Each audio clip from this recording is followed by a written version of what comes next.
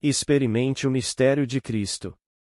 Palestra completa realizada em 14 de novembro de 1969. A atitude hostil do mundo em relação a este grande mistério de Jesus Cristo é a sua ignorância de quem é o Pai. Vocês saberão quem vocês realmente são, o ser celestial que desceu a este mundo, na medida em que vivenciarem o mistério de Jesus Cristo. E quando você experimentar isso, descobrirá que é Jesus Cristo. Nunca houve outro e nunca haverá outro. Basta acompanhar-me de perto num pequeno drama que nos é contado no livro de João. A palavra Pilatos significa pressionado de perto como uma forma contraída, o limite, na verdade, da contração e da opacidade. Mas como todos esses personagens eles são personificados e são atributos, são qualidades. Ver os personagens das Escrituras como personagens da história é ver a verdade temperada com a fraqueza da alma humana. Todos são estados eternos. Então Pilatos não é realmente uma pessoa como você é uma pessoa, como eu sou uma pessoa, é o estado contratado. A história está acontecendo dentro de você.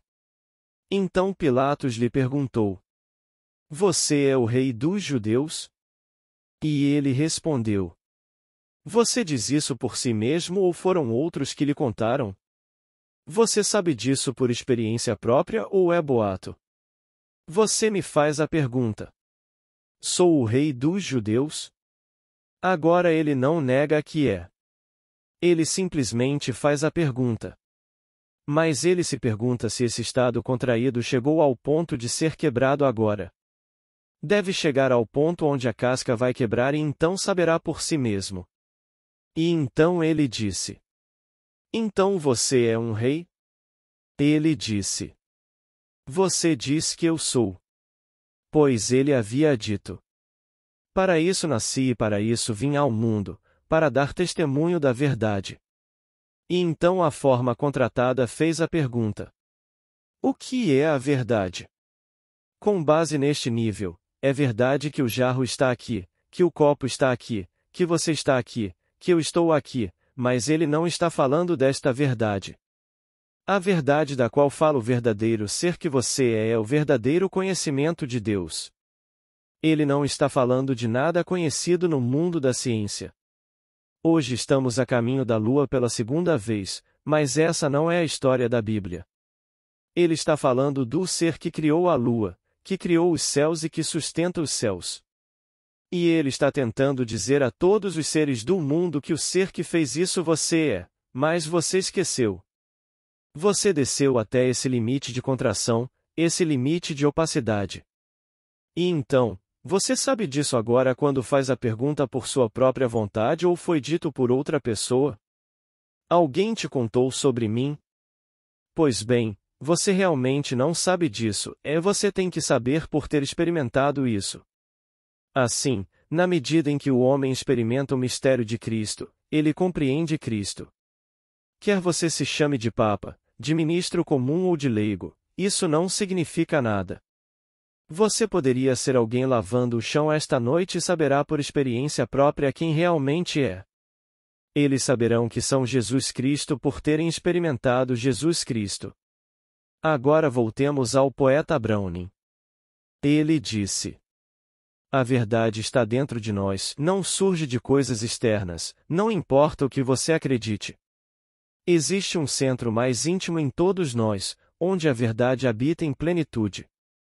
E conhecer consiste antes em abrir um caminho por onde o esplendor aprisionado possa escapar, do que em efetuar a entrada de uma luz que se supõe estar externa. Paracelso. Ele pegou 3 das poderosas declarações do Eu Sou no livro de João. Eu sou a verdade, eu sou o caminho. Eu sou a luz do mundo e as incorporou nesta declaração muito curta. Há um centro mais íntimo em nós tudo onde a verdade habita em plenitude. Não apenas um pouquinho, mas em plenitude. Ele compara isso a um esplendor aprisionado. E então ele fala do caminho e o caminho vem de dentro. Pensar que algum Cristo vem de fora é compreender completamente mal o grande mistério. Está inteiramente dentro de nós. Enquanto você está sentado aqui agora nesta pequena sala e parece ser tão pequeno neste enorme universo, e ainda assim você sentado aqui neste estado contraído, e neste estado contraído é Pilatos que questiona sua sanidade quando você começa a se agitar dentro de você, e pergunta estas questões. Está tudo entre vocês. Toda a competição está dentro do indivíduo. E então aquela refulgência interior surge. Ele desperta dentro desta pequena vestimenta e o Criador do universo sai do indivíduo. Eu lhe digo, sei disso por experiência própria. Você não é um ser pequenino, não importa o que o mundo lhe diga. Você passou pelo inferno e talvez passe por mais, mas a busca é encontrar o eu, e o eu que você procura é o seu Pai, que é você mesmo. É contado nas Escrituras, mas de uma maneira tão estranha e maravilhosa. E Jesus disse: Vai e diga-lhe: Eu sou a raiz e a descendência de Davi, a resplandecente estrela da manhã. Apocalipse 22 versículo 16. Eu sou a raiz, a origem, o Pai, e ainda assim sou descendente de Davi. Eu sou o pai de Davi, eu sou descendente de Davi. Agora leia as Escrituras. Eu farei surgir de você, ó Davi. Eu suscitarei um filho que sairá do seu corpo. Eu serei seu pai e ele será meu filho. 2 Samuel 7 versículo 12. Ele dirá: Eu e meu pai somos um. João 10 versículo 30. Ele está saindo de David, portanto, ele é filho de Davi. E Davi é o filho daquele que criou todo o vasto universo. No entanto, aquele que criou todo o vasto universo traz para fora do universo aquilo que é ele mesmo e que foi enterrado dentro do universo. Então aqui, o avô e o neto são um e o mesmo ser. Saindo daquilo que Deus criou que é o universo. A humanidade é Davi, e ele tira da humanidade aquilo que é ele mesmo. O avô e o neto são um só e mesmo ser. Então vá e diga: Eu sou a raiz e a descendência de Davi. Mas se você vir Davi como o mundo vê Davi, você nunca verá o mistério. Estou lhe dizendo quem ele é, e é a humanidade reduzida a um único ser. E quando você olha para aquele menino maravilhoso e o vê, ele é seu filho. Mas ele gerou você. Pois você se enterrou na humanidade e desempenhou todos os papéis, todos os papéis. No final, você se livra da sua própria criação e resgata a sua criação. Pois a sua criação se condensou em um único ser, diante de você como seu filho, e ele é o Davi da fama bíblica. Agora ele disse: Eu sou do alto, você é de baixo. João 8 versículo 23. Ele está falando dentro de si mesmo. Acima e dentro são a mesma coisa, abaixo e sem são a mesma coisa. Aquele que vem de cima está acima de tudo, aquele que é de baixo expressa o que é da terra terrena. João 3 versículo 31. Aqui encontramos no livro de João que o que se destaca, na verdade, a única coisa que eles não podem compreender nesta revelação é a sua revelação da paternidade de Deus. Eles têm um conceito totalmente diferente de quem é o Pai. Eu te digo, você é o Pai.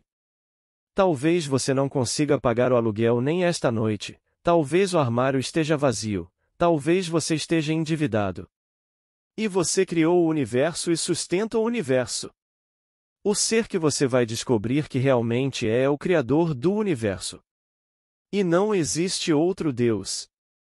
Não há lugar no universo para dois deuses. Ouve, ó Israel. O Senhor nosso Deus, o Senhor, é um. Deuteronômio 6 versículo 4. Assim, quando solicitado a citar o maior de todos os mandamentos, ele não mencionou nenhum dos 10, ele mencionou a confissão de fé de Israel: Ouve, ó Israel. O Senhor nosso Deus, o Senhor, é o único. Marcos 12 versículo 29. Agora ele dá um segundo mandamento, que não é novo. Você lerá isso em Mateus. Ame o seu próximo como a si mesmo, porque é você mesmo. Todo o vasto mundo é empurrado para fora. Chegará o dia em que você descobrirá que a coisa toda é você mesmo empurrado para fora, e somente quando você mudar sua atitude em relação ao que é empurrado para fora isso poderá mudar. Não pode mudar por si mesmo. Somente quando eu mudar dentro de mim minha atitude em relação a você, você poderá mudar em relação a mim. Tudo começa que eu o amo. Por quê? Porque ele me amou primeiro. Bem, o ele de que se fala é o eu sou de você. Então você quer que alguém te ame ou te veja de forma diferente? Você começa mudando sua atitude em relação ao aspecto de si mesmo que é projetado. Todo o vasto mundo é projetado por você mesmo. Então você quer que algo diferente venha dessa projeção? Pois bem, porque eu o amei primeiro. Então, se tudo está em mim, bem, eu mudo isso dentro de mim, e então todo o vasto mundo, se eu mudar isso dentro de mim, deverá se conformar às mudanças dentro de mim. Então ele fala da verdade que é uma verdade completamente diferente, é o conhecimento de Deus. Então ele disse: Eu sou a verdade. Bem, se existe um centro mais íntimo em todos nós onde a verdade habita em plenitude e aqui está alguém chamado Jesus Cristo dizendo: Eu sou a verdade, e esse é o centro em mim, então onde ele está? O único que pode ressuscitar é Jesus Cristo e ele está em mim. Ele ressuscita em mim e quebra a casca, e então sai. À medida que ele sai, sou libertado, livre como o vento, e gradualmente descubro quem realmente sou. Noite após noite fico mais consciente de que sou o Criador de tudo. Então, quando alguém morre neste mundo, para onde você acha que ele vai? Ao cemitério, para empobrecer o parente que o colocou lá. No mundo de César isso parece ser verdade. Não, ele entra em mim, não há outro lugar para ele ir além de voltar para mim. Todos que morrem neste mundo voltam para mim, pois eu sou o centro. Mas você pode dizer a mesma coisa porque só existe um centro, e todos eles voltam para dentro de mim. Esta manhã, ao acordar, encontrei um amigo meu que caiu repentinamente aos 64 anos. Ele tinha acabado de se aposentar e tinha um lindo fundo de aposentadoria já criado. Ele trabalhou para Standard Oil of California e foi chefe do departamento de pessoal. Ele disse para sua esposa no dia em que morreu. Eles foram às compras de manhã, saíram e fizeram muitas coisas. E então ele disse a ela: Você tem algum tempo para me dar, só por um momento? Ela disse: Certamente. Então ela entrou e eles se sentaram à mesa dele e ele tinha 17 itens para revisar. Ele os pegou um por um e disse: Você entende isso? E Muriel disse: Sim, acredito, acho que sim. Agora ele contou a segunda, explicou-a detalhadamente, percorreu toda a lista e ela disse a cada uma delas: Sim, acho que entendi. Então ele chegou ao último item. Agora você tem certeza de que entendeu este? E ela disse: Sim, tenho certeza de que entendo isso. Ela mal disse: Acho que entendi. Então ele foi até lá e foi embora. Bem, esta manhã ele estava comigo. Uma alma encantadora. Eu o conheço bem, eu diria desde 1947, acho que o conheci. Não, no primeiro ano, 1946, quando me assumi. Eu o vi todos os anos em minhas visitas aqui e em São Francisco. Mas esta manhã ele veio e me contou que passagem era deliciosa, era tão fácil. Foi apenas uma conversa normal com meu amigo Al. Ele era um sueco, Al Ostrom. E aqui, ele me contou sobre essa partida perfeitamente adorável, mas Al é o mesmo Al. Ele não me ouviria aqui. Não, ele adorava minha companhia socialmente. Reunir-nos para alguns drinks e um adorável barbecue. E quando eu o recebia em São Francisco eu não tinha barbecue, então eu o levava ao clube ou a um restaurante. Mas todos os anos trocávamos essas visitas, um ano eu ia à casa dele no ano seguinte ele vinha ao meu hotel. Era sempre nesse nível. Ele nunca compareceu às minhas reuniões depois das 3 ou 4 primeiras. Não lhe interessava. Ele gostava de sentar no domingo de manhã e tocar os hinos antigos e chorar.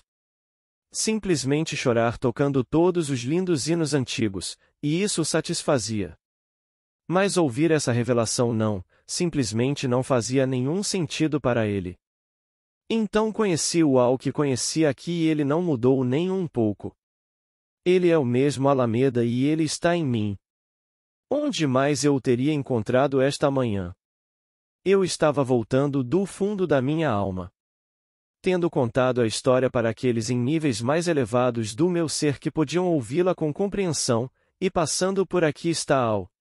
Apenas o tempo suficiente para cumprimentá-lo dessa maneira adorável. E por incrível que pareça, onde você acha que eu o encontrei? Em uma estação ferroviária sentado no balcão fazendo apenas um lanchinho, lá estava ele. Apenas o tempo suficiente para vê-lo da mesma maneira como o deixei aqui.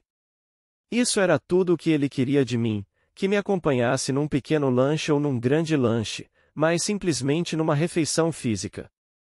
Esse era o Al que eu conhecia e ele é o mesmo Al, não mudou nada. Ele negou a paternidade de Deus assim como eu experimentei a paternidade de Deus. Ele tinha sua própria paternidade de Deus e ele se sentava e chorava muito enquanto tocava seus adoráveis hinos antigos, Nearer My God Totei, e Deus estava no espaço. E todas essas coisas ele tocava. Quando lhe contei sobre o único Deus, o Deus que está alojado dentro de nós e só na medida em que experimentamos Jesus Cristo é que entendemos Jesus Cristo. Ah, não. Ele tinha o seu próprio pequeno Jesus Cristo e ninguém vai roubá-lo disso. O mesmo Al. Então eu lhe digo, a negação de Jesus Cristo foi simplesmente a sua revelação da paternidade.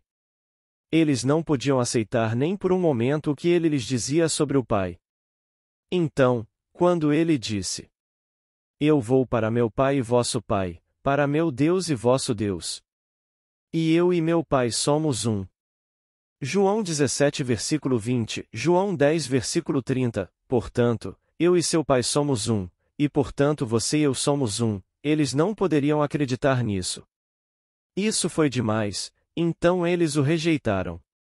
E aqueles que hoje se autodenominam cristãos ainda o rejeitam porque têm esses pequenos ícones no espaço e adoram algum pequeno conceito estúpido da mente. Eles não acreditarão na revelação que vem de dentro deles. Eu te digo, você é Deus e você é Deus Pai, o Pai da humanidade, de toda a humanidade. É uma peça. Esta é a peça teatral mais maravilhosa já concebida, e Deus está desempenhando todos os papéis.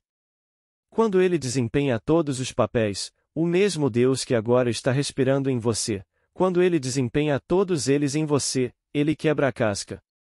Ele quebra aquele Pilatos, e então você, o Deus, nasce e sai. Você devolve a si mesmo o ser que você realmente é, pois só existe Deus. Não há nada além de Deus. Então, todos no mundo estão interpretando a peça eterna, e essa peça é contada de maneira tão bela nas Escrituras. Quando pensamos por um momento, a única escritura conhecida quando a revelação foi feita era o Antigo Testamento. Cada citação no Novo tem que ser do Antigo, pois não havia Novo. Agora ele interpreta o Antigo dizendo exatamente o que ele significava. Eu poderia lhe dar passagem após passagem do livro de João para mostrar o que ele está falando sobre a descoberta do Pai. Começando desde o início, veja o versículo 18 do primeiro capítulo. Ninguém jamais viu a Deus, aquele que está no seio do Pai, Deus unigênito, ele o deu a conhecer. Estou citando agora os manuscritos mais antigos, os 3 manuscritos mais antigos citam dessa maneira. No século IV, a palavra filho foi substituída pela palavra Deus, com a qual não discutirei de forma alguma, por isso agora se lê o Filho unigênito. Dizia originalmente. Deus unigênito, ele está gerando a si mesmo. No entanto, não posso negar que quando você vê aquilo de onde ele vem, a soma total de toda a humanidade, todo o mundo dos homens e mulheres, fundido em um único todo, torna-se um único jovem, e é o seu filho. Ele te chama de pai, e você sabe que ele é seu filho, e você sabe que é o pai dele. Você sabe disso. Portanto, não culpo aquele que, no século IV, mudou a palavra de Deus para filho e reorganizou a frase de Deus unigênito para o filho unigênito. Mas é assim que se lê nos primeiros manuscritos. Ninguém viu Deus, aquele que está no seio do Pai. Ele diz exatamente agora que Deus é Pai, Deus unigênito, ele o deu a conhecer. Bem, estou lhe dizendo que minha missão é que você saiba quem é esse filho. Você não encontrará isso em nenhuma obra que eu conheça, exceto na Bíblia, mas a Bíblia é algo tão estranho que as pessoas nem sequer a veem. Os sacerdotes não veem isso, os rabinos não veem isso e os ministros não veem isso. Mas estou lhe dizendo o que sei por experiência própria. É Davi quem é o filho unigênito. Não há outro filho. A Bíblia diz isso a você, mas eles não veem porque reorganizam as escrituras para se adequarem às tradições das igrejas. E você nunca ouve qualquer afirmação ousada nas escrituras sobre eu sou as tradições, eu sou as convenções, mas eu sou a verdade, eu sou o caminho, eu sou a vida, eu sou a ressurreição. João 14 versículo 6, você ouve isso. Estas são as ousadas e poderosas palavras do eu sou, mas nunca sou as convenções, sou as tradições. Portanto, estaremos nos escondendo de nós mesmos se mantivermos vivas as convenções. E agora faz parte das convenções dizer que Jesus Cristo é seu Filho. Mas a nossa Bíblia foi mudada inúmeras vezes por homens que não tinham visão, que não podiam vê-la. Agora, aqui está uma visão que compartilharei com vocês esta noite.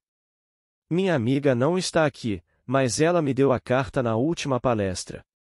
Ela se viu em um cassino. Veja, tudo tem dentro de si a capacidade de significado simbólico. Então ela está agora em um cassino e o dono vem em sua direção com uma vara para contar seus ganhos.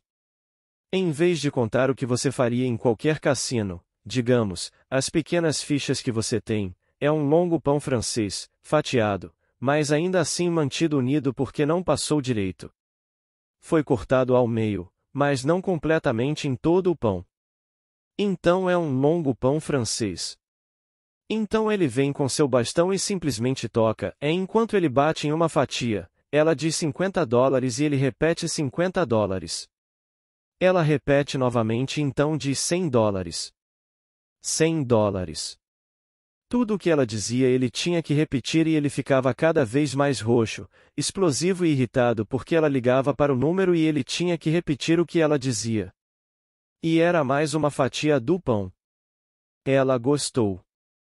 Havia uma emoção peculiar em seus ossos por ele estar tão irritado com ela e não gostar dela sinceramente, mas ela estava simplesmente ganhando todo o dinheiro. Chegou ao fim. A última era a última ponta do pão e ela se perguntou em sua mente: para que número vou ligar agora? O número chegou até ela, $1.150 e ele ligou. Esse foi o pão inteiro. A coisa toda sangrou.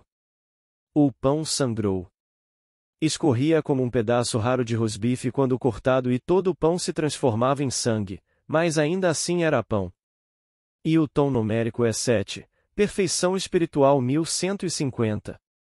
É dito a você nas Escrituras, capítulo 6 de João, falando do pão. É o meu corpo. A menos que você coma meu corpo e beba meu sangue, você não terá vida em você, pois a vida está no sangue. Bem, aqui está a visão mais perfeita e ela certamente tem a visão perfeita do simbolismo das Escrituras. Ela disse: não entendo, Neville, mas foi divertido ver seu rosto ficar cada vez mais roxo enquanto ele marcava essas fatias enquanto eu as chamava pelo número. No final eu me perguntei qual era o número e disse: tudo bem, 1150. Eu não entendo isso. Mas é um simbolismo perfeito e perfeito das Escrituras. Número 7. O número perfeito espiritualmente. Ela havia terminado o pão e agora tudo está vivo e escorrendo sangue. Esse é o sangue. Ela aceitou completamente o corpo de Jesus Cristo como sua maravilhosa imaginação humana, esse é o corpo de Deus. Ela aceitou completamente e não culpa ninguém agora. Se alguém é o culpado, é apenas ela mesma e ela sabe que é apenas ela mesma. Quando você chega a esse ponto em que não pode culpar os outros, você tem que comer tudo sozinho porque aceitou completamente que sua maravilhosa imaginação é a causa dos fenômenos da vida, então você comeu o pão de pão. E então vira sangue. A coisa toda escorria sangue, o pão inteiro virou um pedaço de carne sangrando. Coma meu corpo e beba meu sangue. Eu lhe digo, suas cartas da segunda-feira passada foram extremamente emocionantes. Um senhor disse que se encontrou num lugar como o Bow e aqui alguém recebeu a batuta, um maestro de cabelos compridos. Inatamente ele sabia que a mesma performance aconteceria novamente para aqueles que não a testemunhassem. Então ele dirigiu até a colina onde sabia que seria mais uma vez apresentado ao mesmo maestro de cabelos compridos. Enquanto ele estava lá. E foi apresentado. Uma senhora ao lado dele disse: "O que é isso no céu?" Ele pegou o binóculo e olhou para cima, perguntando-se se era um avião ou o quê, e era um pássaro multicolorido que lembrava um papagaio porque podia falar. O pássaro lhe disse: "Saia daqui. Não queremos nenhuma parte de vocês." E então ele desceu e bateu no rosto dele com as asas. Agora você vai pensar que isso é um sonho inútil. Não é um sonho inútil. Esse é um maravilhoso esboço do que acontecerá na próxima vez, mas desta vez não será o papagaio multicolorido, será a pomba. Eles evitam o homem. Eu sei disso por experiência própria. Porque o homem exala, neste nível, o odor mais escandaloso. E era uma mulher em sua visão, não foi um homem que lhe pediu para ver o que era o objeto no espaço. É uma mulher que se volta para você e diz: "Eles evitam o homem." Mas ele te ama tanto que penetrou no círculo da ofensa para demonstrar seu amor por você. Portanto, é um prenúncio maravilhoso do que está reservado para ele. Outra senhora me viu morrendo. Muitos de vocês têm me visto morto recentemente. Posso lhe dizer que é saudável, é um estado muito saudável, muito saudável. Ela estava com aquele cujos olhos agora são testemunhas atuais. E aqui, enquanto ela olhava e eu estava morrendo, não havia possibilidade de me reviver, e ela sabia que minha amiga com os olhos incorrentes me amava tanto que não queria que eu morresse. Ela, por outro lado, que está tendo a visão, não queria que ninguém me tocasse e me segurasse. Porque se você tocar nele você vai segurá-lo e ele não será libertado. Então desabei no chão e fui embora. É uma visão maravilhosa para ela. Porque, a menos que eu morra, não poderás viver, mas se eu morrer, ressuscitarei e você comigo. Você amar alguém que nunca morreu por você, ou morreria por alguém que não morreu por você? E se Deus não morresse pelo homem e não se entregasse eternamente pelo homem, o homem não poderia existir. Blake. Então Deus morre. Estou lhe dizendo que despertei do sonho da vida. Eu nasci do alto e o único que nasce do alto é Deus. E então Deus morre. É uma morte perpétua. Para que todos vivam. Então ela viu isso lindamente. Não posso parabenizá-la o suficiente. A visão dela foi perfeita nisso que ela compartilhou comigo. Não posso dedicar a noite inteira a todas as visões, mas elas foram perfeitamente maravilhosas. O que você me deu na segunda-feira passada? Uma após a outra, e cada uma tão linda quanto a outra. Então, não estou aqui para bajular você, estou aqui para lhe contar a verdade conforme a experimentei. Browning estava certo com base em uma visão, e existe um centro mais íntimo em todos nós onde a verdade habita em plenitude. E saber. Saber o que? O verdadeiro conhecimento de Deus. Ele não está tentando romper de fora, mas de dentro, e liberar esse esplendor aprisionado. Isso vem de dentro. Ouça a história, acredite nela implicitamente, e a crosta se romperá e ele sairá. E é uma refulgência. Você é uma luz radiante. Tudo o que toca transforma em beleza, em perfeição, pois você é perfeito. Você não pode ir a nenhum lugar onde não seja perfeito. Pois, quando você herdar o reino, como lhe dissemos na noite de segunda-feira passada, como nos disse no capítulo 25 de Mateus: Vinde, benditos de meu Pai, possuí por herança o reino que vos está preparado desde a fundação do mundo. Esse reino é um corpo, o corpo é perfeito e existe desde a fundação do mundo. Então você desperta nesse corpo e onde quer que esse corpo esteja, o céu está.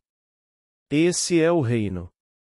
Você não herda um reino, você herda um corpo. Portanto, onde quer que esse corpo esteja, todo o vasto mundo que agora o reflete é perfeito. Você não pode encontrar nada que seja imperfeito, e se foi antes de você chegar lá, instantaneamente, automaticamente, é transformado em perfeição porque você é perfeito.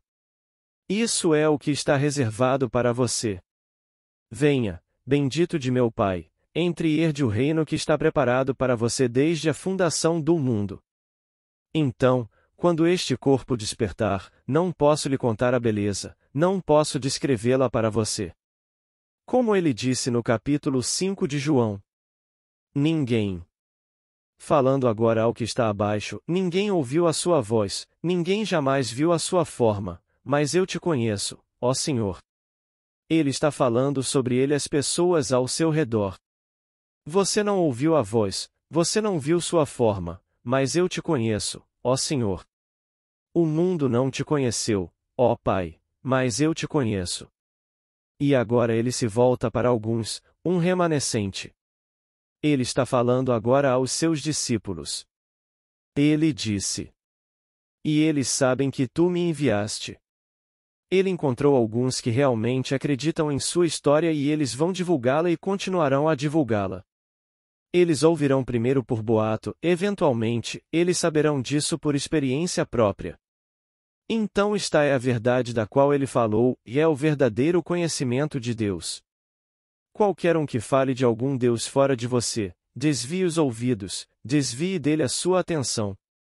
Não existe Deus externo.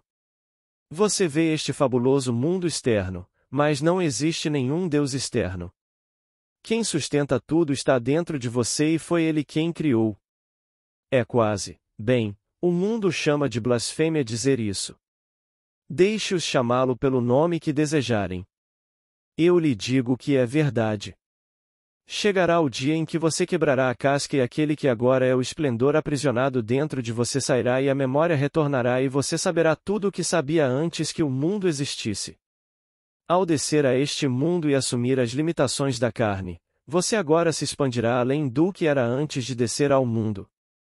Ele disse: E ninguém tira a minha vida de mim, eu mesmo a dou. Tenho poder para deixá-lo e poder para retomá-lo. João 10 versículo 18. Então ele desceu por vontade própria porque não há mais ninguém. E ele desceu como nós, porque são necessários todos nós para formar o um. Nós somos os Elohim. O nome é um nome plural, Elohim é plural. Aparece pela primeira vez na Bíblia logo no primeiro versículo, no princípio Deus. Esse é Elohim. E os Elohim disseram: Façamos o homem à nossa imagem. Esse é Elohim. Então, o Senhor tomou o seu lugar no conselho divino, essa palavra traduzida como Senhor é Elohim. Salmo 82 versículo 1. E ele nos disse: Digo que sois deuses, filhos do Altíssimo. Salmos 82 versículo 6. Essa palavra deuses é Elohim. Portanto, são necessários todos nós, é necessária a humanidade unida para formar o único Deus que criou todo o vasto universo e o sustenta. Então ele não está falando de nada do lado de fora. Deixe o homem do lado de fora encontrar novos planetas, novas maneiras de chegar até eles, novas energias no mundo, tudo novo, e seremos todos a favor. Por que não aproveitar o mundo enquanto estamos nele? Então sou totalmente a favor. Mas essa não é a verdade de que fala a Escritura. Ele fala do verdadeiro conhecimento de Deus, essa é toda a verdade que ele está falando. Você descobrirá nas Escrituras que nenhum esforço é feito para mudar a sociedade. Ele não muda nada no mundo, ele diz: dai a César o que é de César. Lucas 20, versículo 25. Ele não tenta fazer daquele que está preso como escravo uma pessoa livre. Deixá-lo como ele está. E hoje todas as nossas energias estão sendo direcionadas para mudar tudo no mundo. Recebi um aviso aqui recentemente, como creio ter dito a vocês, da saúde, educação e bem-estar. Bem, pensei que fosse apenas por causa da minha saúde. E em vez de carregar minha cruz azul, como faço há anos pela minha família, bem, se o governo assumir o controle. Porque paguei todo esse dinheiro desde que comecei a pagar, que foi o primeiro mês em que veio. Em 1936, acho que foi quando me tornei elegível para pagar meu seguro social. Então fui lá hoje e ela está me fazendo todo tipo de perguntas que não estavam relacionadas à minha saúde. Todas relacionadas ao meu fundo de aposentadoria. Bem, eu disse que não vou me aposentar e vim para cá porque tudo isso era sobre o que eu achava que era seguro-saúde. Se eu tivesse que ir ao hospital ou procurar um médico. Ela disse: isso também faz parte aqui. Ela não me fez nenhuma dessas perguntas, ela está me perguntando todo tipo de coisa sobre meu seguro. Então ela me disse: você não precisa responder a nenhuma outra pergunta porque já temos tudo de qualquer maneira. Ela apenas confirmou minha suspeita de que somos todos números. Estamos todos informatizados. Ela tem todo o material do mundo e não precisava ter me feito nenhuma pergunta. Nenhuma pergunta. Dei a ela meu passaporte, minha única identidade. Não tenho carteira de motorista porque não dirijo. Não tenho carro. Bem, que prova você tem de que realmente fará 65 anos em fevereiro próximo? Eu disse: meu passaporte e aqui está. Bem, essa não é a prova. Você tem uma certidão de nascimento? Eu disse: eles não os tinham onde nasci. Não no ano em que nasci. Isso era muito caro. Por que ter certidões de nascimento? Mas fui batizado e em algum lugar sei que tinha o certificado, mas não consigo encontrá-lo agora. Ela disse: tente encontrar para mim ou escreva, porque precisamos ter alguma prova de que você realmente fará 65 anos em fevereiro próximo. Mas você sabe, todas essas coisas já eram conhecidas. Eu não precisei ir até lá. Eles sabiam exatamente o que paguei de imposto, o que declarei, o que não declarei, tudo o que sabem sobre mim. Portanto, ninguém está realmente fazendo nada além do que o governo tem diante de si. Mas você não é isso. Você criou todo o vasto mundo, então não deixe ninguém te assustar. Se você descer. Esta era uma senhora muito doce, uma senhora encantadora, e ela não poderia ter sido mais gentil, não poderia ter sido mais doce. Você teria pensado que ela era minha irmã, ela era tão gentil. No entanto, eles sabem tudo sobre você. Mas se você não encontrar um como eu encontrei, não deixe que eles o assustem. Porque em você, como naquele que vai te questionar, está o único Deus, não existe outro Deus. O Deus que criou todo o vasto universo está dentro de você. E você pode provar isso neste nível mesmo que o corpo ainda não tenha sido quebrado. Onde o nascimento ocorreu. Você pode provar isso simplesmente imaginando certos estados. E não levante um dedo para fazer isso. Acredite que seja assim, trate da sua vida como se fosse verdade, e posso lhe dizer que isso acontecerá, porque foi assim que tudo surgiu quando você o trouxe à existência. Enquanto você está aqui, você se esqueceu, mas estou tentando lembrá-lo da maneira como você trouxe isso à existência. Vocês criaram isso imaginando e agora podem simplesmente trazer coisas para o seu mundo imaginando. Não há nada neste mundo que não tenha sido imaginado primeiro. Então você imagina como seria se você fosse o homem, a mulher que você gostaria de ser, e então você sustenta esse ato imaginal como se fosse verdade. Nenhum poder no mundo pode impedir que isso se torne realidade, porque não existe outro poder. Se você acredita, não há outro poder no mundo que possa detê-lo. Agora experimente, começando esta noite. Pegue um conceito glorioso. Nada menos que o melhor, e simplesmente imagine que ele seja verdade sobre você e aqueles que você ama. Comece com seu círculo imediato. E embora neste momento o nosso círculo possa negar isso por causa do que estão fazendo, você persiste. Você persiste nessa suposição como se fosse verdade, e posso lhe dizer que isso se consolidará porque não existe outro poder criativo. Dê-lhe qualquer outro nome, não existe outro poder criativo. Conceda a todos os seus irmãos que ainda estão dormindo que busquem a Deus em alguma outra direção. Eles nunca o encontrarão de outra maneira senão vivenciando a história de Jesus Cristo. Não o encontrarão em todos os laboratórios do mundo. Eles podem desmontar os pedacinhos e descobrir como são montados, mas não encontrarão o Pai. O Pai é quem olha, quem busca. E eles estão procurando por algo do lado de fora e o Pai está dentro deles. Ele nunca se revelará, exceto por meio de Davi. Você nunca encontrará o Pai, exceto através de Davi. Você se pergunta por que a fé judaica negou a história quando ninguém disse que ele era o pai de Davi. E isso tem sido feito há tanto tempo, há 2000 anos, e nenhum padre ousa dizê-lo porque eles sofreram uma lavagem cerebral para acreditar que não é assim. Eles pensam que Deus é outro, e Jesus Cristo é algo menor, e ele é o Filho. Eles não sabem que Jesus Cristo é Deus Pai. É um padrão. É o padrão no homem, enterrado no homem, e irrompe no homem, desperta no homem. Quando desperta no homem, ele é Pai. Portanto, quem é o Filho? Agora volte ao final da Bíblia, o capítulo 22 de Apocalipse. Jesus está falando. Eu sou a raiz e a descendência de Davi, a 22 versículo 16. A raiz é a origem que é o pai, a prole é a criança. Mas se eu sou ambos, sou a raiz e a prole, eles são um só ser. Portanto, o que é Davi agora? Ele não disse que era Davi.